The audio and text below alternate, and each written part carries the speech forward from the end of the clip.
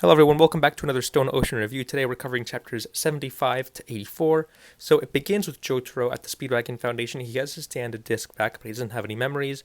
The doctors approach him, he lashes out. He hits an IV thingy and cuts his arms, and the cut is in the shape of the word Jolene. Then after that we get a flashback to when Jolene was first arrested. She was like 14. Turns out it was just a big misunderstanding. She found a wallet. She was going to take it because she didn't know who it belonged to, but then she sees there's this family over there that's like, this girl is taking our wallet. Jolene says, no, wait, but the family calls the police anyway because, like, they're scared or whatever. So then Jolene doesn't want to get arrested, so she steals her car and tries to run away. But then she's arrested, and then we see Jotaro doesn't want to come. He's going to Tokyo, and Jolene's mom gets angry, all that stuff. Anyway, then the flashback is over, and we're back at the punishment ward with the squad, Jolene, FF, and Anasui. Jolene also has a cut that says Jolene on it, which is very odd. But then anyway, Anasui says to Foo Fighters, hey, can you trip Jolene so that I can catch her? And then FF is reluctant at first, but then she agrees. Anasui completely fails to catch Jolene, but anyway, Jolene ties her string to something so she doesn't actually fall. But the thing she tied her string to is the little guy from the last review. He has the Dio bone, so they chase after him, but then they see that he's turning into like a tree, or a tree is growing inside of him. And so the bone is gone, and they go to investigate, and now there's like flowers growing onto Jolene as well, so it turns out there's this new attack from something. Whenever the sun hits a person, plants start to grow on them, so they have to avoid the sun. But then suddenly, they see that one of the things that's growing, the bone has like impregnated itself into like people's bodies or something. When sunlight hits them, it grows into things, and so now this green baby with a red star on its back, a red Joestar birthmark, has started growing. So Jolene is like, Whitesnake probably wants this, so she takes the green baby, and they're going to go run away. But there's still two enemies in the punishment ward that they have to face. There's this guy named DNG, who is the knight-looking guy, who was with Kenzo in the last chapter. He has a stand, we don't know what it is. He's on the other side of the punishment ward. Then there's this other guy named Guccio, and then Guccio goes up to the squad. He's like, hey. And Anasui's like, he's probably not a threat. We should just let him go. FF is like, no way, he's an enemy. Do not let him go. We have to fight him. But Anasui gets the final say eventually. They let Guccio go. And he was actually Survivor's, stand user. But anyway, he doesn't try to fight the squad. He just leaves because they let him go. And he runs into DNG. And DNG tries to put a hand on his shoulder. And then turns out Guccio was actually a trap because his, the ribs shoot out and wrap around DNG's arm and destroy him. So honestly made the right move, ironically, by letting by letting Guccio go. Anyway, then the squad escapes the punishment ward, and then Anasui and Jolene get onto a little boat. They start going away, and they find this stand called Yo-Yo Ma, which is a little green guy. It's DNG's stand. And then Anasui and Jolene leave, and they leave Foo Fighters behind, and they don't notice that Foo Fighters has been attacked by Yo-Yo Ma. Yo-Yo Ma put his saliva on Foo Fighters, now she's disintegrating. But anyway, Foo Fighters goes back into the punishment ward to investigate. There's police there now, and she sees Poochie keeping watch over the place, so she deduces that Poochie is the user of Whitesnake.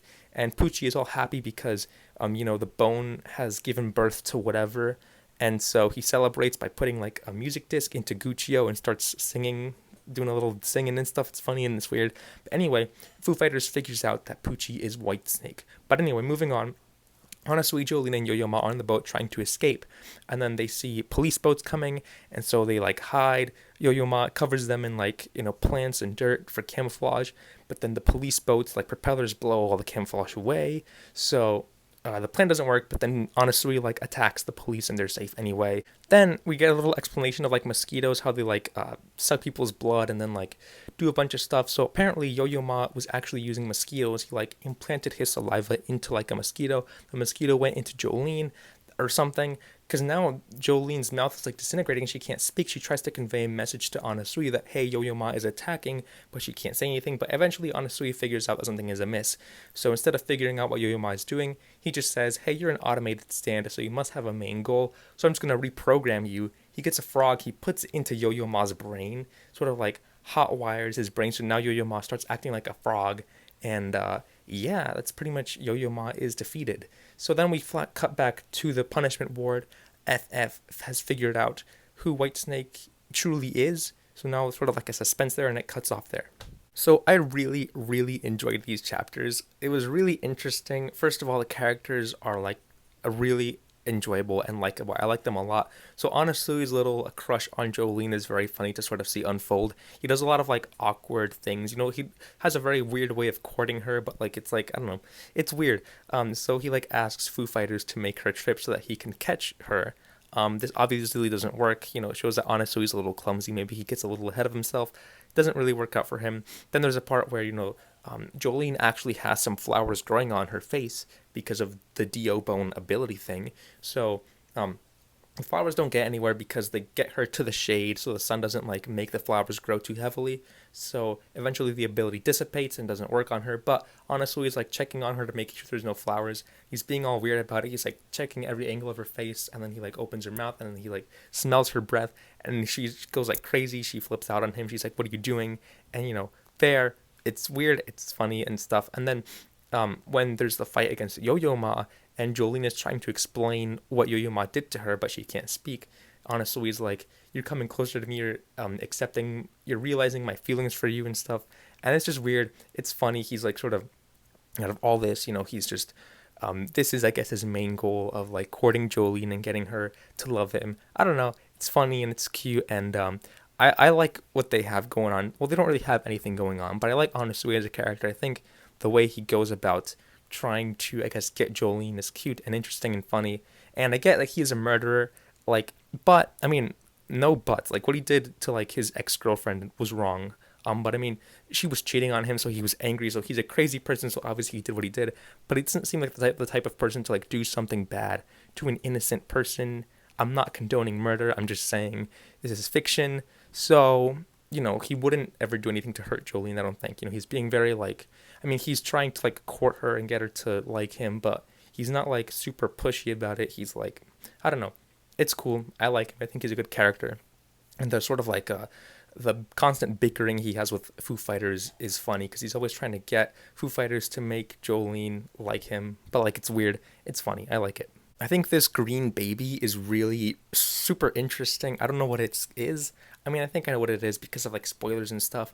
But either way, it's just like seeing all this stuff unfold. Like I know spoilers. I have a vague outline of what's going to happen in this part, but actually seeing everything properly unfold, it's very, very cool. And this baby, it's so weird and menacing with the little like red Joestar birthmark. Like what is that? Why is that there? I don't know. It's just really cool.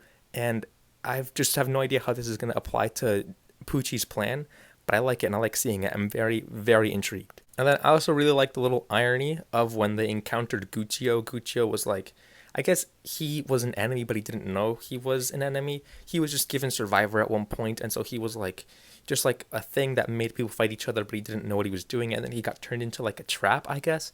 And then honestly, by letting him go, honestly was so persistent and so insistent that he wasn't an enemy and that he could just let him go. So he did that, and he ended up like saving the whole squad, because otherwise the trap would have activated on like Jolene or someone. So I thought that was just ironic and funny, and I enjoyed that happening.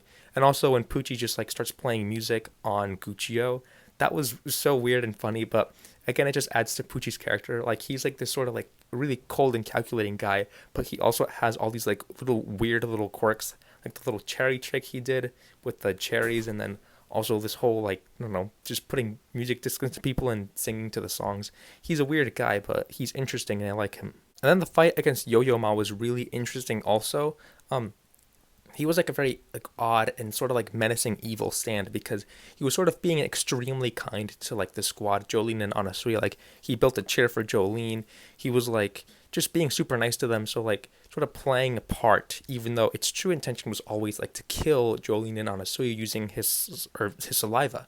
And then the explanation of like the role that mosquitoes played in all this, it was also very cool. It mentions how female mosquitoes will use their proboscis to suck blood from humans, and then in doing so they will secrete their saliva into like the humans. So that sort of like applies, I'm guessing, Yo-Yo Ma. It's never explicitly stated, I don't think, but it's like implied that Yo-Yo Ma, like, I guess somehow like got some saliva into a mosquito and had it secreted into Jolene.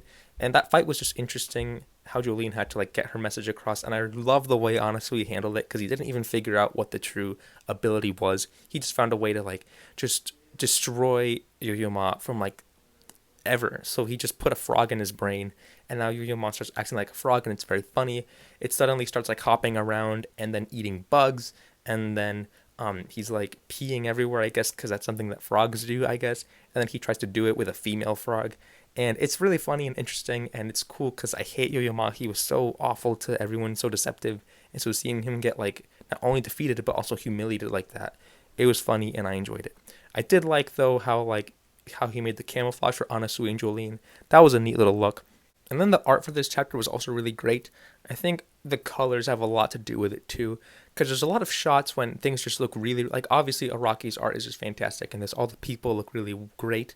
But there's a lot of shots of like when Yo-Yo Ma and Anasui and Jolene are on their little boat, sort of I guess driving across this marsh area. It's so just gorgeous and pretty. All the like the grasses and the water and like the sunset. It looks so neat, and the colors do add a lot to that. You know, there's like this like sunset orange hue over everything, and it looks amazing, and I really really enjoy it. There was one thing that confused me a little bit though, and it had to do with like the structure of like the manga. So one chapter ended with like, you know, the squad in the punishment ward. They were like, we have to escape after they got the green baby, and this was the last thing that happened in this chapter was Guccio encountering DNG and activating his trap. So then the next chapter started with Anasui and Jolene getting ready to leave on the boat with Yo-Yo Ma, and it sort of just continues in that way until like a couple panels in when Foo Fighter says, "Where do I begin?" And she sort of backtracks a little bit and starts talking about how, oh, they escaped the punishment ward, then they found Yo-Yo Ma. So it was a little confusing at first because he started the chapter with Yo-Yo Ma already there without explaining who he was. So it was a little confusing, and they did explain it shortly after, and I get that this was sort of like done to like, I don't know, change up the pacing a little bit, but it was a little confusing. I was like, who is Yo-Yo Ma? Is he a stand that was already introduced? Is he something? I don't know. It was a little confusing, but that may have just been me. Also, I think they changed Diver Down's ability because if I remember correctly, when he was first introduced in the first Anasui chapter, his ability was that he could like implant an impact on a surface and then have that impact come in afterwards or something like that. I remember him placing like footprints on a wall, and then they went through the wall, and then guards went up to the wall, and the footprints were there. So then the impact activated and sent the guards flying. But now Diver Down's ability is that it can like dive down into a person and like attack them, I guess. Which I guess makes sense because of the name Diver Down. But I'm pretty sure it was changed unless this is just another ability besides the impact one from before. I don't know. Either way, I don't really mind. It's not that important. I mean, maybe Araki forgot. Maybe Araki decided to change it at the last second. Maybe. I don't know. But that was another thing that I guess confused me a little bit, but it's not that big of a deal. So yeah, this final chapter ended. DNG is in an ambulance because he is injured after the Guccio attack. So Foo Fighters like snuck her way in there. Now she has her Foo Fighters gun ready to kill DNG. Poochie doesn't want that. He wants to question DNG. So now Poochie and Foo Fighters are looking at each other. There's a big standoff. That's where it ended, and I'm really interested to see what happens next. And yeah, these chapters were really, really great, really interesting. I really liked what happened in them, how things played out. Lots of interesting new characters added, lots of funny moments, lots of developments and like personalities given to these characters. Again, I really like all of them. I don't think there's a single Stone Ocean character that I don't like at least out of the protagonists.